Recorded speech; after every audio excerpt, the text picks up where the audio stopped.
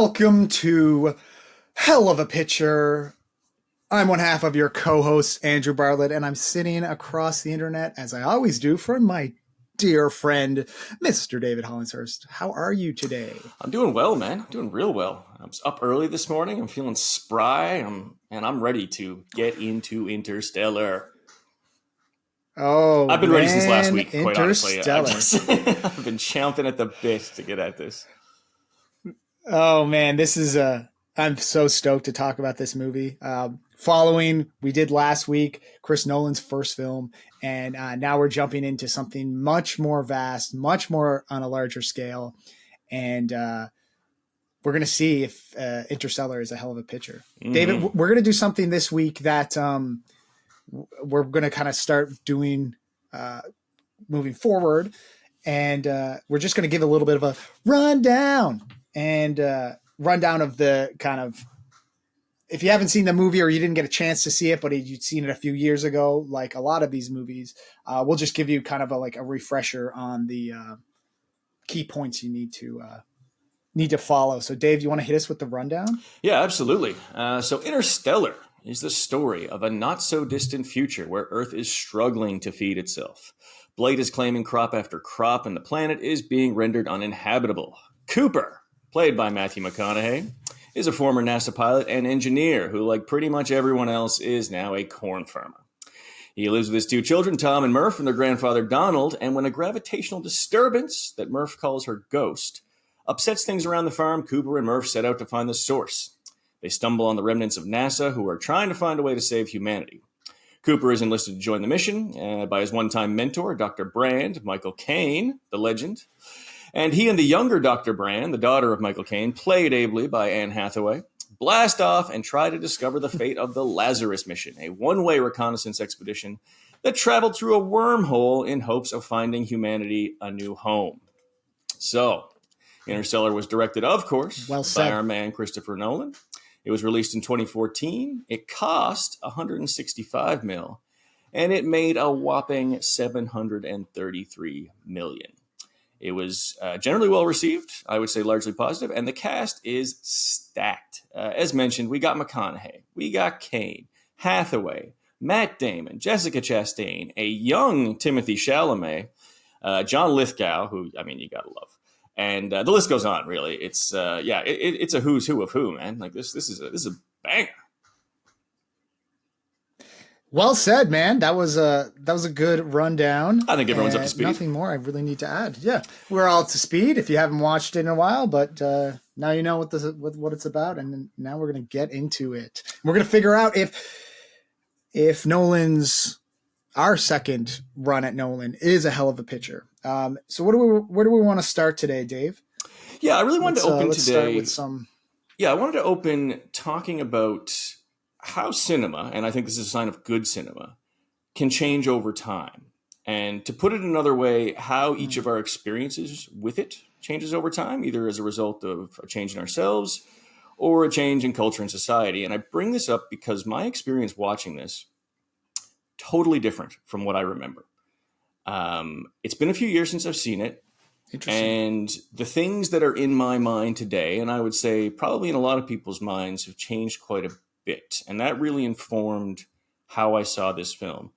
So very early on in the movie, when Cooper, the Matthew McConaughey character, goes to parent-teacher interviews, his daughter Murph has created a bit of a row by bringing in some history books that talk about the Apollo missions and the space race between America and the Soviet Union. And this upset some people because in this future, the popular version of history is one where the moon landing didn't happen and the space race was all propaganda. And this line hit me really differently today than it did a few years ago, because this kind of denial of fact is frighteningly common today. Not only the denial of facts, but also just a general rebuke of expertise, be that in academia or media, intellectualism, science. And this all scares the shit out of me. So I think about it a lot. And from that moment onward in the film, and I suspect every time I watch this movie now going forward, the whole movie is colored by this idea of turning away from enlightenment and reverting to a kind of dark age ignorance. And we see this attitude everywhere, whether it's in flat earth, in anti-vax, in the rejection of mainstream media, the denial of the moon landing. That's a thing people do. The belief that 9/11 didn't happen. It's really common. And so when I hear the refrain of that Dylan Thomas poem, which comes up so often in this movie, rage, rage against the dying of the light, takes on a new meaning for me now. Where before it was just about being defiant, in the face of the extinction of humanity. Now it's also about the loss of enlightenment, of civility, of reason. And it's being replaced by darkness or this willful ignorance that we see rising in popularity. And sort of the rallying cry of a lot of these people is about thinking for yourself. And that's great. Thinking for yourself is great. But what they fail to realize is that thinking for yourself is exactly what scientists and academics did. The people they are denouncing, that is what they did. They thought for yourself. And thinking for yourself isn't about crafting fanciful narratives. It's about getting out and doing work. And McConaughey describes that very early when he tells Murph, she says that there's a ghost in her room. And his response is, you can't just speculate. If there's a ghost, you've got to prove it. You got to hypothesize, measure, record. He's describing the scientific method. And that's what thinking for yourself looks like. It's doing a shit ton of work. And this really shaped how I watched the rest of the movie, and everything from the Matt Damon character to the Casey Affleck character and how I viewed them. It was all changed. And so I'll put this to you. When you watch this now, did you experience it differently from the first time you saw it? And what do you just think about generally the idea of, sort of morphing, movies, and then how they can change for us over time? That's crazy. Yeah, I apologize for that long-winded sort of opening, but I had to get that overture out there because, like I said, it changed the whole movie for me. Like everything that I say here afterwards is skewed by this whole thing. So I had to get that overture in there, and you can just take the rest of the 45 minutes. It's all yours. That's so funny, man, that you talk about that.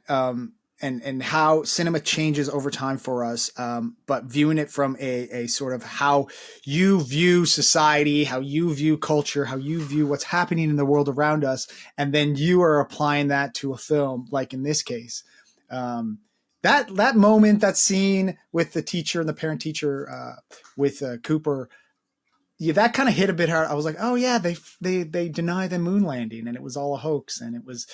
And I was like, that hit way different than it did 10 years ago, even 10 years ago, and I felt like that moment, I was like, okay. But for me, it didn't change my viewing experience of the film. Because the interesting thing about this film is that I think better than almost any other film I've seen is this really does feel like it's based in science. And it's based in a reality that exists that's honest. Even though we're living in the future, everything feels authentic and everything feels real. And that's how I view this film versus it changing for me. For me, the film is a personal story, and it's based around personal and human relationships versus the vast, grand idea of what science and what exploration can be. And it's always been that film for me. And this is something Nolan's kind of obsessed with throughout his career. And that's what I feel like, how the film like this really hits hard and hits home, because it is a human story. And that's the reason it works. It's not about just, we have to get out and save, this world is dying, we have to get out and save it. It's like there are people here on Earth that want to stay. There's people there that are trying to make it inhabitable. But then there's realists and scientists that are understanding that there are other things that we have to do to get out and explore other options. I'll tell a quick story about when I first watched this movie, and maybe this is why it kind of hits on a more personal level for me. This was the first movie I saw after my mom died. Oh, wow. So my mom died in October of 2014, and this one came out the late October, November. So it was the first movie I went to in theaters after my mom had died. And I didn't realize it was the type of story it was, kind of a parent story and this kind of like communicating with somebody you think is dead and this. And for me, it was this, it's this vast science story. But I mean, I was in the theater weeping. And it was, obviously it had a lot to do with my my like loss at that time. But it was like, this hit me on this, like, this is a human story. This is about a parent or a father and his daughter and how they are connected. And how can you connect over space and time, even though you're not in the same place and time or space and time. And yeah, it hit hard. And then I'll revisit this movie a few times, and it always sort of hits hard for me because of like, I have that connection with it. But then the last time I watched it, before I rewatched it, I watched it a couple months ago or a couple weeks ago, and I was running on a treadmill. So, when you're running and you have sort of like your endorphins going and you're sort of like on the runner's high or whatever. Yeah. And I had this very long run to do. So I was like, I need like a 2-hour, 3-hour movie. So I was doing a long run. Yeah. And again, it got to that part where he's in like the Tesseract and he's like going through the space and time. And again, I'm running, man. I'm running and I'm crying while I'm running because it's like hitting me the same way. And I don't know. And I don't know if it was like, cause I'm working out and you have these endorphins going or whatever. Now I cry at movies all the time. I'm not afraid to admit that, but I just knew then when I was doing that, I was like, this movie still hits me the same way that it hit me when I first saw it 10 years ago. And I feel like it probably will continue to hit me. Again, that was a long, rambling rebuttal to what you were talking about. That's so fascinating. For me, I love it. Yeah. The personal versus the vast. And I think this is what Nolan does so well, is he makes these giant stories so human and so real. And not only is the science real, because they got this, one of the executive producers on it, his name was Kip Thorne, and he was an astrophysicist. And he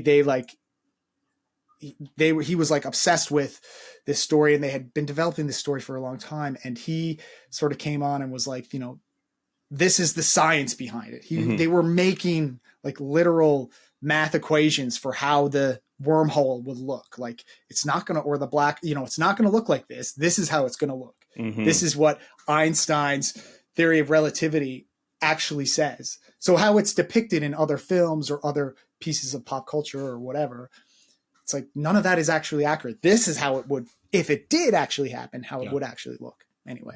Well, it's interesting you said it too, because I'm one of those people who read Stephen Hawking's A Brief History of Time, and of course understood about 5% of it.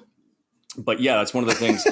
The way that a black hole looks, and that sort of like that cascading light, that light that's sort of flowing around the perimeter of it and stuff like that. That is theoretically accurate. That's what they sort of think it would look like. You would have this sort of river of light almost just sort of circumnavigating it, because it can't escape, but it can't be like, it's not like, but it's always being pulled in, like, and there's new light coming in. Like I said, I understood, a very small amount of it, but I certainly muscled through. And yeah, I mean, I think you're totally right too. Your experience and mine are both totally correct in their own way. And the idea that you talk about too, and they touch on this really beautifully, how Anne Hathaway is drawn, her character, the younger Dr. Brand, is drawn to her partner, who was also one of the Lazarus astronauts, across space and time, and she thinks this person is likely dead, and she is still drawn to them. The power of love and connection transcends not only space-time, but also plane of existence. And they even say there's no social utility in that, and yet it exists. So how do you explain this power, this force? And there's something really beautiful in that. It could have been lame it handled a different way, but I thought it came across as just really beautiful in this movie, that whole idea. And I love how, this idea that Cooper has sort of, it takes him the journey of literally going across to the other end of the like universe or galaxy or whatever, like another solar system, to understand, like, he has to go all this way, go on this massive journey to kind of realize the importance of just the relationship with his daughter and like that love. And, you know, it's this conflicting idea. He is a scientist, or he is an engineer, and he's an astronaut, and he's an explorer. And that is contrary to wanting to, you know, maintain and grow a like a loving relationship with his kids. Like, he's getting pulled away, but it's like, he's not, you know, he's doing it for his kids, but he's also selfish. You know what I mean? Yeah, like, absolutely. Absolutely. You know, he has that scene with the old Dr. Brand, and he's like, why me? And he's like, well, you've flown it. He's like, well, you were going anyway. He's like, that's before we had the choice, that you actually, you know, he was brought to us for a reason, sort of things. And, but, you know, he could have easily said, well, I'm not doing it. I'm like, my kids lost their mother. You know, you guys, good luck. I hope you know, Godspeed, but I can't leave my kids. But then he's like, no, I'm an explorer, so that's what I have to do. Yeah. And he absolutely and everything crushes is his telling daughter him not to do it, you know.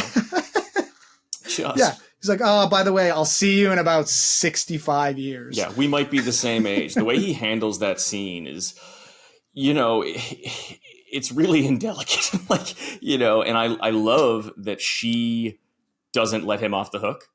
There's another form. There's another version of that where she accepts what he says, and it's so much worse. I love that she doesn't accept his reasons and basically tells him, fuck you. I thought that was fantastic. Good on you, Murph. Your reasons are flimsy? Yeah.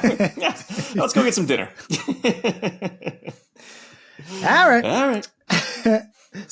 So jumping off what you talked about with science, do you find that people, like, this film does a job at, you know, having people resent science or despise science? Or like, do you find that it's like endearing to science, or just that whole idea? This movie is unabashedly pro science, very pointedly. Nolan clearly loves NASA, loves the idea of space travel, absolutely loves it. I think any good movie or any good sort of treatise on a subject is going to examine both sides of things to a degree.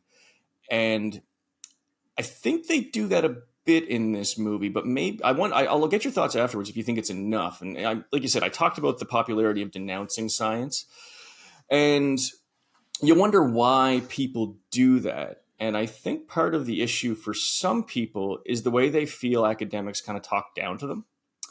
And that's not totally imagined, you know, like, I think we can all be guilty of condescension when we feel like we know what we're talking about.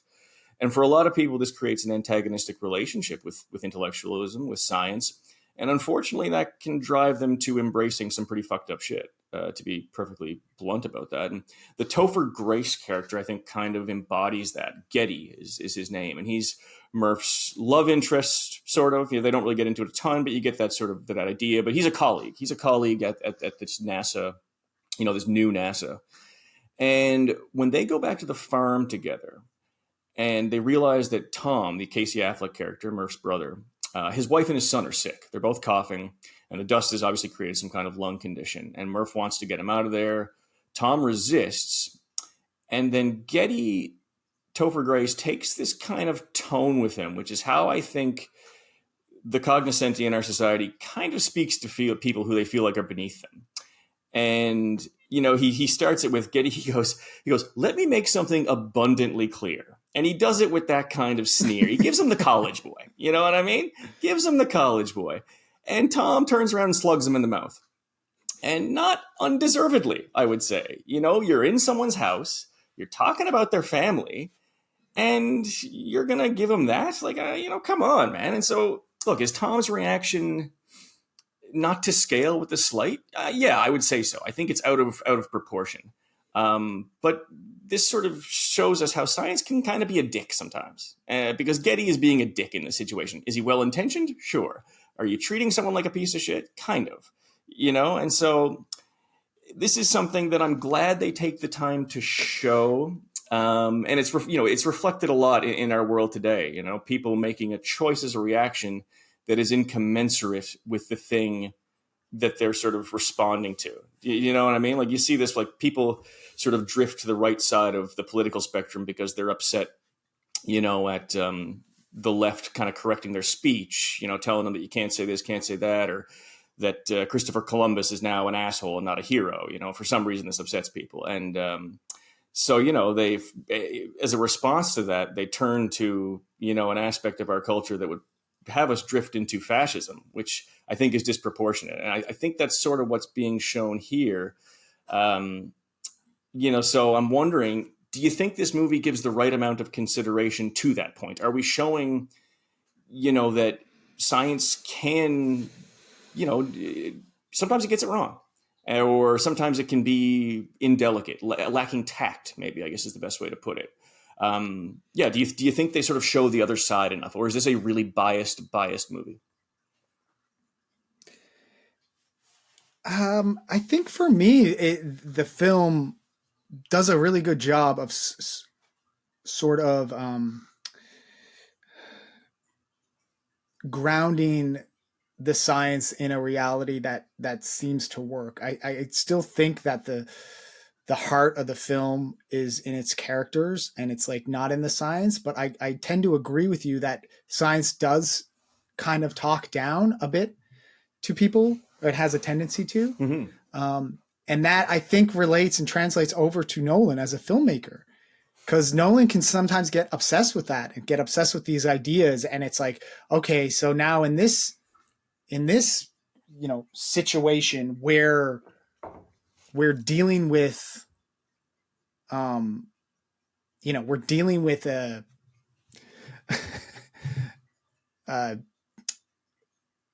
science being communicated through film, the process of film. Mm-hmm. And storytelling. And it's like, you have a lot of these scenes where, sometimes it's, here's why this is important to know for the story arc, but it's also like, this is the science behind it. And it goes over the audience's head a lot. So it's like, when we talk about Nolan as a filmmaker, and and we saw this with Following, and certainly with Memento and some of his earlier work, you get something different every time you watch it. And it's like, you kind of have to watch this movie a few times to understand, like, I guess, like the science behind it, or the meaning behind it, or like you said, certain scenes hit differently when you watch it a second time. And it's like, you to even understand or comprehend what a wormhole is, like on a bare surface level, or what it means to like the time and space and how they relate, and time space, like the relativity. And it's like, it goes over everybody's head. So that's why it's like, critically, this film, like you said, it did well, but for a lot of people, it was like, okay, this is too much. Like, this is like, I don't get this. It's off-putting. I don't love this film. Same with, like, say, I want to say like Tenet, which is a film he did later on. It's like, it almost gets too much, too in the weeds of like technical science, like relativity, and it overwhelms people, and it's it almost can be talking down to them, like, so in a similar way to Topher Grace. Like, it's condescending in a way. It's like, oh, you don't get this? Let me explain it. Like, come on, man. You know what I mean? There is that sort of tone, that air of superiority. But I think I think for a lot of people, that's hard to deal with when a film kind of says these things to you. But also, again, I think he's balancing it well with this emotional part of of his storytelling, which I think is at the root of the story. You mentioned the sort of this, just like the technical science aspect of it. And, we can talk a bit more about Dr. Mann and the Matt Damon character, but a really strong companion piece to this, which came out a year later, was The Martian. And The Martian, starring Matt Damon, starring Matt Damon, very technical. I feel, and I love The Martian, Mm-hmm. but it doesn't, for me, it doesn't have the emotional impact of Interstellar. But I think I like it just as much as I like this film. But it's different, and that movie is almost more obsessed with the idea of explaining the science. That's the whole movie. Mm-hmm. Like, you're not in it for a scene of Dr. Brand telling you, well, this is why we're doing this right now. It's like, no, now here is how you grow the crops. And this is what we're doing. I'm taking 10 minutes to bring you through this whole process. Mm-hmm. It's like, so it's like that, even though that is such a more, I'm going to say even more of technical science film 100%. movie than this, it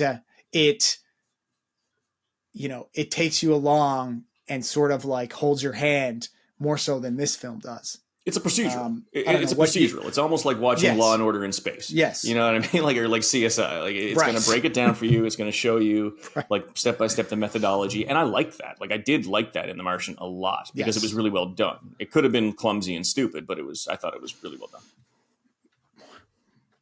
So, speaking of the Dr. Mann character, what are your sort of thoughts on him as this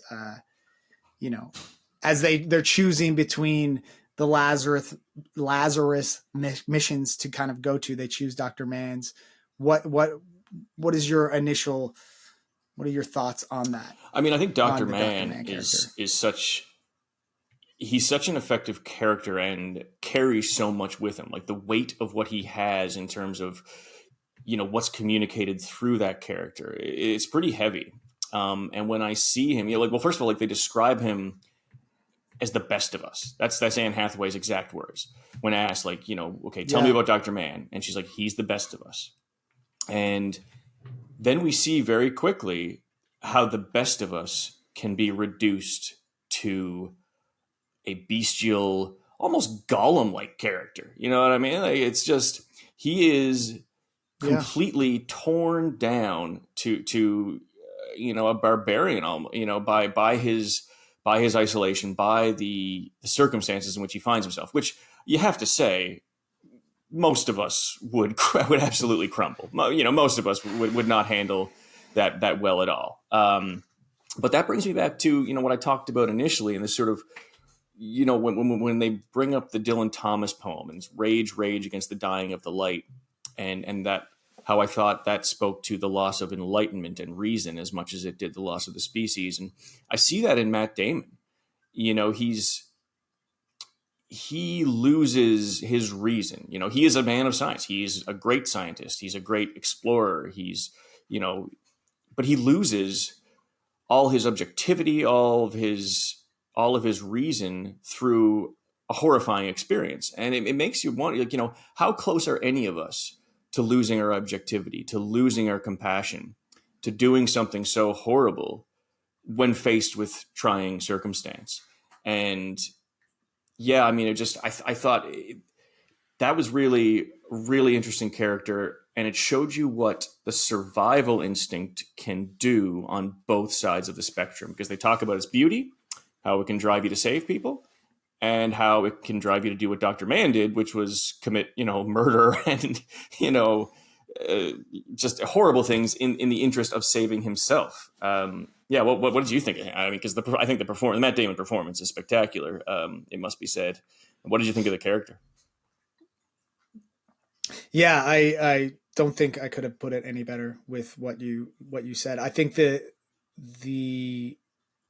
interesting from a technical standpoint was like, the whole Dr. Mann character, the whole planet, his man's planet, I guess is what I can't recall if they just say it's like his planet. Yeah, right? they just call it his. And they just have it also Dr. Mann, planet, I mean, come on. Like, we're talking about saving humanity. Dr. Mann?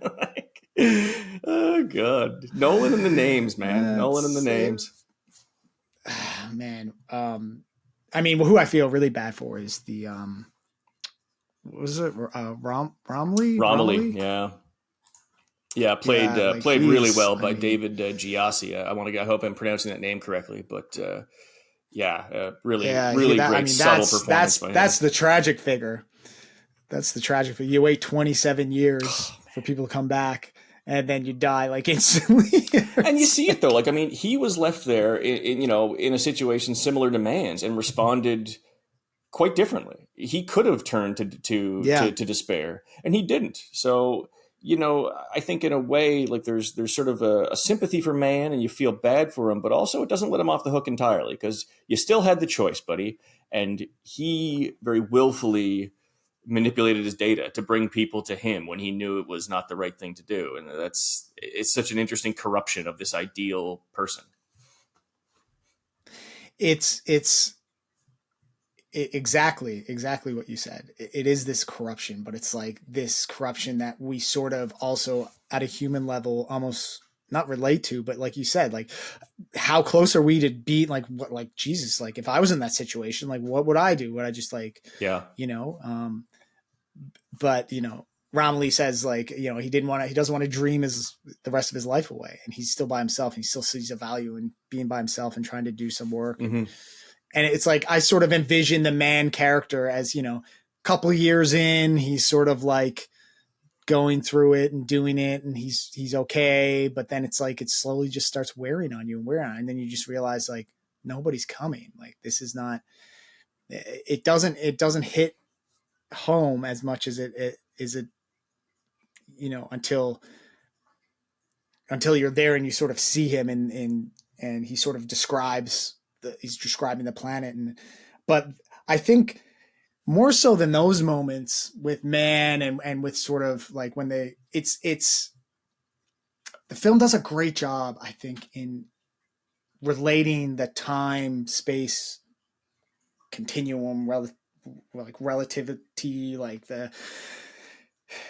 I think that those two moments that hit with Romilly when they come back and it's like, and they realize they've been on the water world for, an hour. Yeah. And they miscalculated. And it's like, and when they hit and it's like, Anne Hathaway, Dr. Brand is kind of like, I think I think it's been whatever, they realize it's been decades.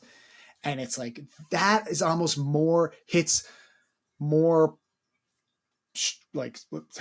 stronger than it's like the deaths that happen, because it's like the loss of time. And it's like, that is what we value so much as a human race and just as people. It's just like the time you have with your loved ones, the time you have to experience just life. And that's like, when that gets taken from you, just like in an instant, it's like that moment hits so hard for me. Yeah, or the time we have left to save humanity. I mean, time is a resource, in terms of averting catastrophe, like climate disaster and things like that. Time as a resource is very precious. Well, that's what this movie, I want to say, is about too. It's like, you're racing against time to save humanity, but also like to try to have a relationship with your loved ones, maintain a relationship with your loved ones. And it's like, so because isn't that humanity? I mean, what are we, if we don't have those relationships, we're just another form of life. There's nothing really worth saving at that point. Maybe, you know what I mean? It's just like, without love, without relationships, what is life? So it's really just a barren kind of existence, without purpose. So yeah, I agree entirely. One thing I want to touch on is when Nolan. I'm really glad that we're discussing this film and Nolan after Spielberg, and ironically discussing this film as the second film we're discussing in the Hell of a Picture podcast with respect to Nolan, and that we touched on Jurassic Park, be the second film we talked in Spielberg, and how they're very, very closely related with ideas of technology and like, exploration and vastness, and but also from a technical side. Very interesting thing about Interstellar, when you watch it, you think, and this is maybe just like a testament to how FX and just like that whole production side of the film just comes across as so authentic. And it's been 10 years and it still feels Oh man. like it still holds up big time. And it's like, but when you watch it, I didn't realize only on my research how much of it is actually practicals. And this is something that Nolan has talked about throughout his whole career. And even like what he does in Inception, where he's building like that scene, the battle in the hallway and the hotel. Do you remember that scene Oh yeah, in yeah, of course. Inception? And they're fighting on the walls. Like they built that set and they built the camera to like the amount of things they built for this movie is like mind blowing and what they created. So like the farmhouse, for example, that was built in Alberta because he wanted a location of where you could have like vast fields, but then you had like this mountains in the background. He wanted it to be a place where it's like corn would not naturally be harvested. So it's like corn would not grow there normally because it's just like at the level, like how high they are, right? It's like it just doesn't make sense. And it's sort of like going back to this idea in the story where it's like they're just trying to harvest anywhere and everywhere they can that's left to even do any sort of harvesting. They built that whole thing. They did. I can't remember. I don't remember the exact number of acres, like 500 acres and 1,000 or 2,000 acres. Wow. They planted corn. Oh, fuck off. And it grew. And it was like they did this whole thing. And it was like that whole driving thing through the corn. Like they grew all that corn and then they ended up like selling all of it so they could recoup their money for it. They built the house, all the interiors of the house, like it's a practical house. It's all like real. They built the what was the ships that they use, like they built them, not just like it's like they have and like the scenes that were shot on the water world, that was in Iceland, and it was like a location that they found that was like the water looks super deep, but it's only like a foot of water. Yeah. It's like there's no the special effects. Yes, they use the special effects with the crazy like wave and stuff, which but is like terrifying. there's so many practicals. Terrifying. I know, man. That scene was insane. But like just the amount of practicals and the amount of like things they actually built and even things like the score, like he's worked with Hans Zimmer a bunch, and this is another Hans Zimmer yeah boy piece. This is like your boy. He was, and using the organ. Oh my god! Oh man, I made a note like underlying organ music, and I'm so glad you brought that up. That's so cool. Please continue. But like, yeah, I want to talk about the organ music. So like when he was talking with Hans Zimmer, he said, Nolan said, he didn't give him any sort of background on what that it was a science fiction, this crazy space exploration movie. He said it was about a dad, Cooper, and Murph. And he says, Hans said in this little documentary I watched, and he's like, so I wrote this piece about a father and a son. And he's like, and I didn't know until he told me later that it wasn't actually, it was his daughter, because Murph is such a can be a guy or a girl name. And then so he was like, but Nolan essentially told him it's like about this connection between a parent and a child, and how their connection is, or like very, very minimal, like background on what the whole story of the film was. So he said, that like da da da da, like that underlying score for the whole film. He said he just started playing with that, came up with it, thinking about his son. This is Hans Zimmer. And of course, Nolan like fell in love with it, and they recorded it a bunch of different ways. And then they recorded on an organ. And they said the reason they did an organ was the amount of it's like an organ is essentially like a synthesizer, like an old timey synthesizer, because you have different sounds that you can create with like different things you pull out, different whatever, and like your feet pedals, but there's like a breathing to it. Right? Because you're like everything. It's like it's not like a piano where your piano is like you hit a chord it's percussive, or string and it plays it.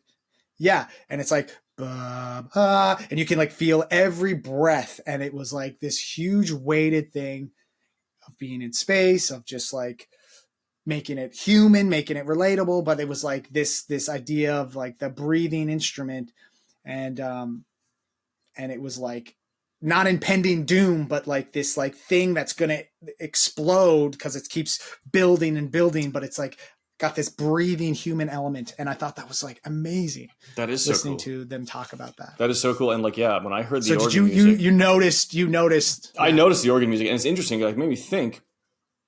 I don't really recall. This is not something I tend to identify with Nolan. Think to yourself, can you hum a score, like a particular series of notes? Like, is there any kind of music from a Nolan movie that you really remember? And I couldn't do it. Like, there's nothing like Star Wars or Indiana Jones or Jurassic Park even, or Jaws, obviously, that stands out as really iconic. And so I wonder sometimes if music is almost just sort of this atmospheric afterthought for him.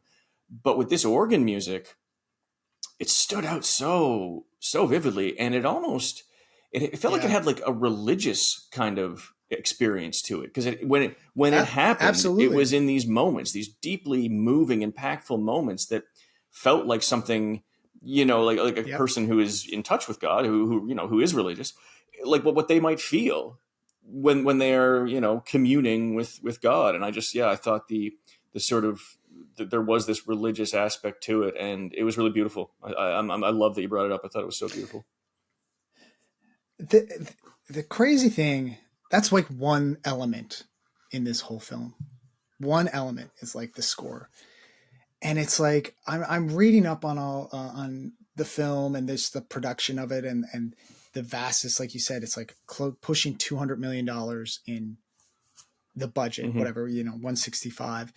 And it's like they're shooting with IMAX cameras, and then they're shooting with like they're building these crazy sets, and they have all these visual effects, and it's like just filmmaking in general. It's like I look at a film like Following, which was Nolan's first film that we talked about last week, and like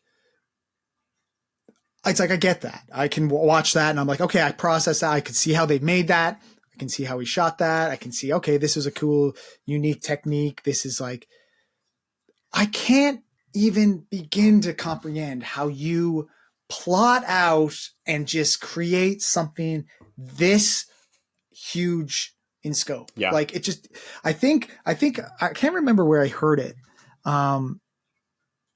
It was, I think it might've been talking about Spielberg had said it, I think in talking about Jurassic Park. And it was like something along the lines of like, when you try to think about the whole thing, like not until it's fully completed and you can sit down and you can watch it as it's like completed product. Like you can't think about filmmaking like that. You just have to sort of think about like the task ahead of you. It's like, okay, so now I have to go sit with Hans Zimmer and like, we have to figure out like what would be a good underlying score that we kind of keep returning to. Okay, what am I going to like? So it's like, that's what your schedule is for the day. And then tomorrow, now you got to go meet with your production designer and figure out, okay, this is how I want the spaceship. And this is just sort of just from Nolan's point of view, but like just the sheer vastness of this film and guys, I guess large scale films in general, it's overwhelming to me to think about. It's like with relation to say like a movie like Following, which is like, okay, this was maybe this was actually shot over the same amount of time, 6 months or whatever. This was probably much longer than that. But I think this is just such a vast, huge undertaking, and it feels massive. Yeah. I think that kind of mentality that you're describing, I think it's probably still the way you have to approach even a minimalistic film like Following, because if you with anything in life, when you start thinking too far ahead and you get obsessed with the enormity of things, it's so much easier to quit or to become overwhelmed or what have you. Like it's like exercising. If you think about exercising every day for the rest of your life, it's kind of like daunting. You're just like, oh God, am I going to do this? Man, I'm going to quit now. But if you just think every day when you get up, okay, I'm going to go to the gym now. I'm going to do this thing, or I'm going to write today, or I'm going to, like you say, I'm going to meet with my set designer, and tomorrow I'm going to meet with the composer. If you just sort of take things in bits, everything becomes much more Yeah. manageable. And I think you can apply that to all aspects of your life, filmmaking and otherwise. Did you know? I read this earlier this morning, like last minute, brush up. Spielberg was originally slated to direct this. This was on Oh, I Spielberg's didn't know desk. that. Yeah. And the only reason he didn't end up doing it was because he moved his studio, his production company from, I think it was Paramount to Warner Bros. Or something like that, or from Paramount to Disney to, he moved DreamWorks. I think it is. Yeah. And because otherwise that was the relationship that was set to sort of like tackle this thing. It was going to be Spielberg and Paramount, and then he moves his studio, and it was John Nolan who was writing it. He had been working on the script for a time, and so he was like, well, how about my brother? A little nepotiz. And I mean, what do you think the Spielberg version of this film? I asked you about this when we talked about Jurassic Park with Oppenheimer. What would Spielberg's Oppenheimer be? What would Spielberg's Interstellar be like? Do you think it's as good? Do you think what do you think about that? I don't know, man. I don't know. That's like another hour conversation, probably, and maybe like a day or two of yeah, thinking. like I think it would be like Spielberg directing this is just like everything's maybe sort of on the nose and like very much like there's probably like a couple Nolan's of kids a in bit the on crew. nose For some reason, Murph has to go, or like Tom or Murph goes with him to space. Maybe both of them, and that's probably what happens there. I like this version. I think this is nice. This is I think it was the right director. Yeah, I think so. This. There's one thing I wanted to ask you about, though. We're on the subject of Spielberg here now, and it seems to me, especially this point's been hammered home in the movies that we've watched so far. Filmmakers seem to like exploring concepts of duality in movies. We saw it in Jaws. We talked about human versus nature. Money versus sort of compassion. Jurassic Park, obviously, again, science, nature, again with the money. Fabelman's was very pointed. He talked a lot about how there are these competing forces in your life. It's ambition and it's family, etc. And, I pointed out to you that I sort of felt that very strongly in Interstellar with the idea of enlightenment and ignorance, or the light and the dark, science and, reason versus sort of superstition and all that shit.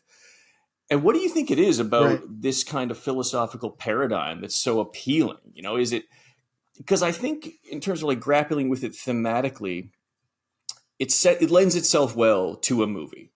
You know what I mean? Because you have two sides of something, and so like it's protagonist, antagonist. You know what I mean? Like, is there something else do you think that makes it so effective, and why filmmakers lean into it so much? At least with Nolan and Spielberg, they both seem to lean into it really strongly. I think it's mostly because, like you said, it has a lot to do with storytelling, and what makes for interesting, compelling stories. Yeah. And we want to watch people, conflict. We want to watch people in conflict, and we want to watch people go against their natural sort of like inclinations or their natural like experiences, or thinking about filmmaking and like, okay, so if we look at the character of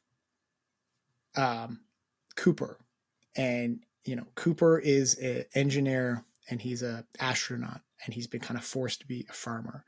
It's like, what is it for him that is the driving force that is against or counter to all of his his core?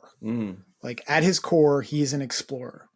So it's like you're putting him in a box of he's got to be a farmer and raise his kids. And that doesn't mean he's a bad father, but then it's like at his core, he's an explorer. He wants to be out and exploring and helping like expand humankind and the human experience. And the only thing that will get him to do that is like he has to save the world. It's big stakes. When you make characters have grand big stakes, that's what makes for interesting storytelling. Mm-hmm. And it isn't until sort of the end of the film that he sort of comes to terms with, well, maybe it's love that is actually the driving force, is trying to be a good father, and he kind of in a roundabout way figures that out. For somebody like Murph, it's like it's always the love of her parents that's driving her, right? And it's like, if we think back to us as kids and like how much, we talked about this too in the Fablemans conversation, is like when you think about your parents and like, what do you think about your parents as being like human beings? Yeah. And it's like making decisions, that the decisions and choices they make. And it's like, yeah, when we meet up with Murph later, and it's now Jessica Chastain, and she's like the grown adult, she's still a kid. She's still trying to get the answers to the questions that her dad presented her as a kid. And her drive and her dueling concept or dueling force is like, she wants to live it, or she wants to be a scientist. She wants to kind of follow in her father's footsteps. But then at the core is like, that's going against her. What she really wants is to have her father back. Yeah. Right. And that's what again makes for compelling stories. Like that's what you need, I feel like, in films, to up the stakes of films, to up the stakes of a story. I mean, it doesn't always have to be this. It doesn't always have to be on this vast, huge scale of like the world is ending. How do we save the world? Because then sometimes when it gets so vast, like it does in this, what really grounds this movie is for myself anyway, is the love and the relationship between a father and daughter. So, and I think a lot of the conflicts in our lives, a lot of the choices that we have, as you say, are kind of like that. They tend to be sort of binary situations. Like, am I going to do this or that? And obviously there are more complex sort of amorphous questions too. But I think a lot of the things that we all deal with and that we've dealt with throughout history, both in terms of personally and artists, the things that they discuss and talk about tend to sort of be dueling concepts, and I think they're good to grapple with thematically.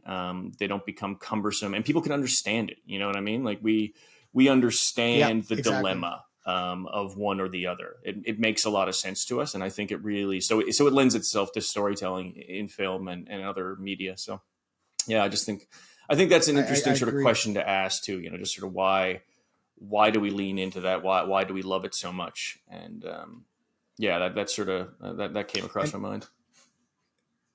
One more point I wanted to touch on, when you're talking about dueling concepts and like saving humanity or letting the earth, die, or like, light and dark, you have good and bad. Do you think that there is, at the end of the day, like a hero in this story? Is there a character that obviously we're following Cooper, like we're kind of on this journey with Cooper. Mm-hmm. Do you think of him as the hero of the film, or are there multiple heroes? What are your thoughts on? I mean, I think you just struck it. I think very deliberately there are multiple heroes. I think the comment there is that it takes all of us. That's what it sort of feels like to me. Like you need the explorer, you need the daring sort of leader like Cooper, but you need him to be tempered with the theorist like Dr. Mann. Anne Hathaway and him are often, sort of at odds on this mission, and you need both of them. And then you also need Murph, back on Earth, doing her thing, and really, if you had to narrow it down, I think, I think the sort of what the movie arrives at is that Murph is the hero. Certainly that's how history views it. At the end, when he gets to the space station, it's Murphy Station. McConaughey, mistakenly thinks it might be named for him, when in actuality it's named for his daughter. Cooper Murphy, or Murphy Cooper, excuse me. So in a lot of ways, in the history of the world of this movie, Murphy is the greatest of the heroes, but I think it's a collaborative thing. I believe that is part of the sort of the theses of the film, that we all have to sort of work together Did you experience that the same way? So I did, I think, but I guess I can follow up that question with: do you believe that the heel turn from Michael Caine was warranted? I mean, I don't. I mean, first of all, I love the wrestling terminology there to bring that in. I don't see it as a heel turn so much. I feel like he was sort of burdened by position and knowledge, and this is sometimes why people can be resentful of leaders and of academics too, because he took the onus upon himself to cloister that knowledge. He knows that, Yes. that what he's doing is sort of in vain, or at least to the best of his knowledge, he thinks it is. But he doesn't disclose that because he wants people to keep working. He thinks people will give into despair. So you can understand that choice to a degree. I can, but you can also understand the other side of Yeah. it. Like, well, people have a right to know what gives you, who appointed you, and vested in you the authority to make that decision. And the answer is nobody. And he doesn't really have the right to do it. I don't think. However, I can also understand why he would do that, because he fears, and he's the one who's often reciting the poem, Rage, Rage Against the Dying of the Light. He fears that people Yes. will not Yes. rage if they don't think there is hope. So a heel turn, you can see it you can view it that way. I think it's more complicated, and I think it's what makes his character worth having and worth talking about. So yeah, I mean that was my feelings on it. Do you think it was more complicated than just a straight heel turn, or do you disagree with what he did entirely? No, I agree with you, but it's again, it makes for compelling storytelling because it's not, I'm doing this for my benefit. Like Man has a very strong heel turn, and it's totally. Like even with Man, like you can understand it to a degree, but you're not that you agree with it, but like it's less forgivable. The Michael Caine one was like, yeah, it's like, if you tell people it's like the only way the human species is going to survive is if we send fertilized eggs to another planet and then start living off that planet. It's bleak. That's the only way it's going to work. It's like, yeah, it's bleak. It's like, you're not like, exactly. You're not like, well, then what the hell is going to happen here? Like you said, it's like kind of can put people in despair, and you can understand it. That doesn't always necessarily mean that it's morally correct, especially in the case of Cooper, because it's like, he didn't get that choice to be like, well, if you told me that was the only, because in his head, but again, it's interesting because it's like the character, like in his head, then he probably wouldn't have gone and he would have stayed and like lived out his days with his kids. But then it's like he says that, or like, I guess Murphy says that to Dr. Branch. He's like, my father didn't have a choice, or like, did he know? Yeah. And it's like, he probably would have still gone. Like, you know what I mean? If like, tough to say, because it was like, they said it was plan A, plan B. Man, there's so much more we can talk about with this movie. There's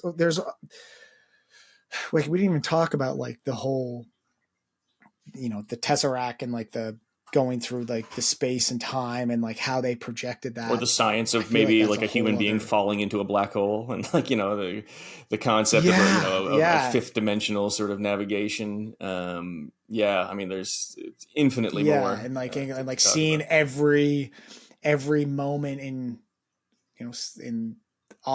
every moment in time, and like in these like departments, and like how to like conceptualize that it was just mind blowing. I don't think you're ever going to create something like that and people not be critical of it, or to some degree, because it's just like, well, like, I don't get that, or I can't visualize that, or it's like, well, how the hell can you visualize something that we physically cannot recreate? Exactly. I thought it was as good a job as you could do of conceptualizing something that is beyond conception, because it quite literally is. We are talking about viewing reality and experiencing reality in a totally unknown way, and not even just like, it's beyond our comprehension. We don't exist in that way. So to take it and to make that something that an actor or a character can move around in and interact with, I thought it was as good as you could do, and I loved it. The whole sort of moving through like that dimension, and it being the bookcase, and time sort of all being laid out before him in that way. I thought it was great. I really liked it, and amazing. Yeah, I understand why people might be critical of it, but not me. And fuck those guys. So with that, yeah, that's right. So with that, with all this being said, we're an hour in, and I'm going to ask you before we kind of have any final thoughts, David, as we do on Hell of a Podcast, we need 2 keys to launch a rocket, to launch the Endurance or Endeavor or whatever it's called, and we need 2 of us. And I have to ask, does this film qualify as a hell of a picture? Is Interstellar a hell of a picture for you? For me, unequivocally, yes. I'll be pretty brief here. I think this is my favorite Christopher Nolan film, and I love it. I love it conceptually. I love the execution of it. Top to bottom, this is an absolute masterpiece for me. Well said. For myself, I already told you about the personal impact this film kind of had on me. And it maintains that. For me, this is, undoubtedly a hell of a picture. And I think it checks all the boxes. Not that the box needs to be emotional or whatever, but, I love this. Every time I revisit this movie, I feel the same. Like, as I mentioned early on in the podcast, it's a real masterpiece. I think for me, for the longest time, Inception was my favorite Nolan film. And I still love Inception, but like I said, I think Interstellar is slowly taking over that. And I think it is my favorite Nolan as well. I think it is a hell of a picture. Damn. So David, do you have any closing thoughts on Interstellar? We've both turned the key. Now we have a couple, we have one Nolan film that's a hell of a picture. We have one that's not. Do you have any closing thoughts on? I think just what you said. The emotional weight of this movie is so profound, and more than any of his other films, I think this really touches on our humanity. And a lot of those scenes, like McConaughey, we didn't really talk enough about how good he is in this movie. When he's watching the video messages from his kids after being in the deep sleep there for a while, and the reaction he has, that is powerful stuff, really moving. And scene you're thinking of. Sorry, go ahead. You're thinking of, he watches them after the deep sleep, and he's kind of emotional. Yeah, and he sees his kids age. The heavy one is when he comes back. When he comes back to, he watches them after the water plant. Yes, sorry, yeah, that's he right. Goes, the really long back duration. And they say that scene where he's just sitting there weeping. I love that moment, and they're talking about it, and when he figures out, and he's like, "Wait, so how long were we gone?" And it was like decades. Yeah. And he's like, he freaks out or whatever, but then he just got beelines for the messages. And then he just sits down. And apparently when they filmed that, they didn't show him. They were Timothy Chalamet actually talks about a funny thing where he was like trying, like he memorized this monologue and he like wanted to nail it, and it was like so emotional, and he just like gave it everything he got. And this was like his first kind of big picture, like one of his first kind of huge scale movies that he was in. He wanted to like nail it. And he's in for, is he even in it at all in that moment? Because it's like the camera is only fixated on McConaughey the whole time. Yeah. And they didn't show him that. They didn't let him know what the kids were going to tell him about it. And they were just like, just react. And that's all it is. It's like them playing his thing but we don't ever see the Tom's story or whatever, but then you just see the reaction, which is him reacting to it, which is amazing. Yeah, so powerful. Sorry. No. That's that. You're exactly correct. And I agree entirely. It was deeply moving. Yeah. The Interstellar, man. Hell of a picture. Hell of a picture. I'm glad we did this one. Okay. So next week we're back again, yet again. Back at it again. And we have one more Chris Nolan left, and there's a few post Interstellar that we could have done. We could have done Dunkirk. We have Dunkirk. We have Tenet, and we have his most recent, which I will say, the Oscar winning film, Oppenheimer. I think that's it, right? In terms of like the films in the period between Interstellar like and what Oppenheimer? he's done. Yeah, Tenet for And, sure, Dunkirk, as you say, and then I don't think there was anything else before Oppenheimer. No, that's Yeah. it. So it's safe to say that we are going to hop into his most recent feature, which really solidified him as kind of one of the greatest working living directors, and that's Oppenheimer. We're going to hop on op, as it were. Hop on op. Hop on op. So yeah, this is going to be. You've seen Oppenheimer? I have seen Oppenheimer only once, so I'm very interested to see it again. It's it's big. It's packed. There's a lot in there, so it certainly merits a second, third, and maybe more viewings. And I'm excited to take an analytical eye to it and to talk to you about it. Absolutely, myself as well. I've watched it once, saw it in theaters, and I really am excited to kind of break it down and really get into the weeds of it. Mm-hmm. And because for a lot of people, this was sort of the, when the Oscars were happening, it was like, okay, Oppenheimer's going to win. It was like one of those pictures that was like, Oppenheimer's going to like sweep everything it's in pretty much and like win all the big categories. And it was kind of a foregone conclusion. But I'm curious for you if it's kind of merits that, because a lot of times Oscar movies, they don't really stand the test of time, and they're just like, we kind of get blinded by like sort of like current opinions on films. Mm-hmm. Like you don't even have to go back, very few years to be like, how did this film not get Best Picture? Yeah.